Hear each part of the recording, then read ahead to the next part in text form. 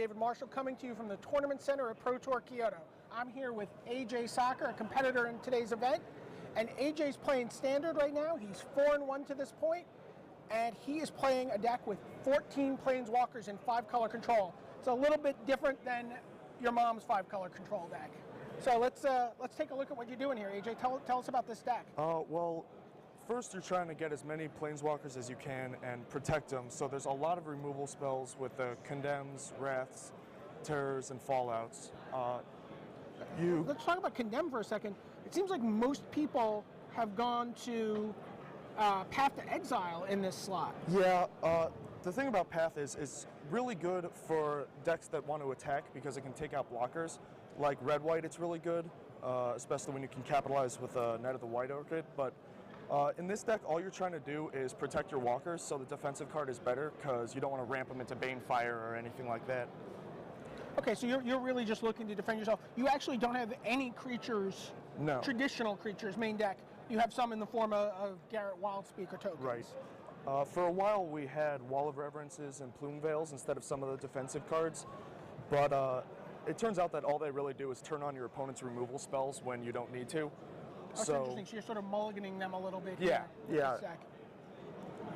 And okay. A lot of people think that it's harder to win, but this deck actually wins faster than the 5-color control decks because its win conditions are more resilient. So Garruk is like a repeated effect that is hard for a lot of decks to deal with if they don't kill the Garruk directly, in which case you can just use one of your other multiple Planeswalkers to blow them out. So here's an interesting question to me. It seems like with this deck, you have like 4 Garruk, 4 Jace, 4 Ajani. It feels like you're going to have a lot of redundant draws.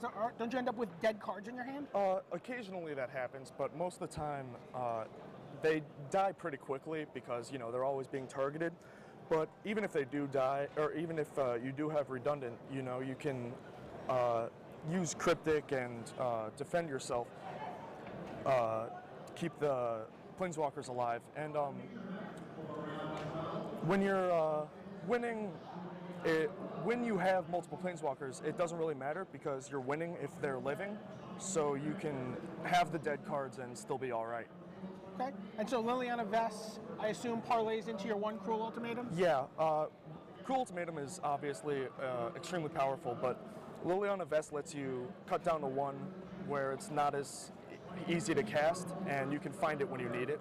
Now, do you also use Liliana to find your other Planeswalkers and sort of mix and match as needed? One of the great plays of the deck is to Liliana Vess, first turn search for Jace, and then draw Jace, Liliana Vess to search something else, Jace, and draw it.